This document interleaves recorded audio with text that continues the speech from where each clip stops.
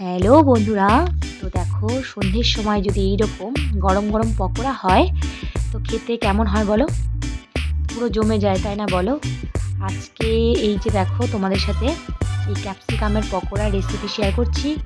তো বন্ধুরা, তোমরা সবাই কেমন আছো? আশা করছি সবাই ভালো আছো, আর তোমাদের ভালোবাসায় আমিও ভালোই আছি। তো আমি মৌমিতা ফ্রম ওয়েস্ট বেঙ্গল।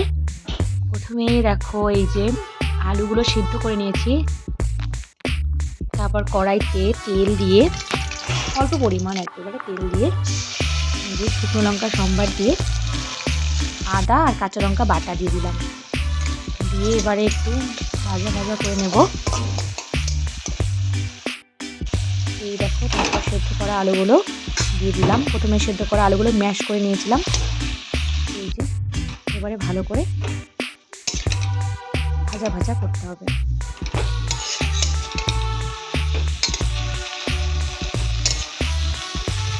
এই ক্যাপসিকামের পকোড়া কিন্তু খেতে বেশ সুস্বাদু লাগে। তোমরাও বন্ধুরা একবার ট্রাই করে দেখো, ভালো লাগবে আশা করছি। তো পরিমাণ মতো নুন দিলাম, আর দিলাম ভাজা মশলা।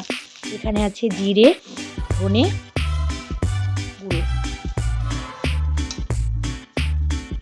তারপর এই যে ধনে পাতা দিলাম অল্প পরিমাণ। তো আমার কাছে ধনে পাতাটা অল্প পরিমাণ ছিল, তো আরও একটু লাগতো, তো আমাদের কাছে থাকলে তোমরা দিয়ে দেবে। তো অল্প পরিমাণ ছিল, তো যতটুকু ছিল ততটুকু দিয়ে দিলাম। এবারে এই দেখো হয়ে গেছে এই যে এরকম সেদ্ধ।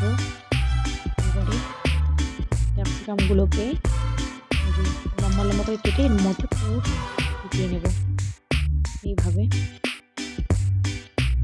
এই যে দেখো হয়ে গেছে, এইভাবে করে নিলাম। এবারে ব্যাটার রেডি করে নেব। ব্যাটারের মধ্যে এখানে দিলাম ময়দা, কিছু পরিমাণ ময়দা নিয়েছি, চালের গুঁড়ো, একটু কর্নফ্লাওয়ার, আর পরিমাণ মতো চিনি, এই যে একটু হলুদ, নুন, আর এই যে একটু লঙ্কা গুঁড়ো, কাশ্মীরি লঙ্কা গুঁড়ো নিয়ে ভালো করে একটু ময়াম দিয়ে নেব, যাতে খুব ক্রাঞ্চি হয় খেতে। তো এবার দেখো এইভাবে ব্যাটার রেডি হয়ে গেল। তো এবারে ব্যাটারের মধ্যে চুবিয়ে চুবিয়ে আমি এবার ভেজে নেব বড়াগুলো। এই দেখো এক এক করে ভেজে নিচ্ছি। এই দেখো খুব মুচমুচে হয়েছিল কিন্তু বড়াগুলো খেতে, দেখে নাও, তোমরা দেখলেই হয়তো বুঝতে পারছো বেশ মুচমুচে হয়েছিল খেতে। তো বন্ধুরা,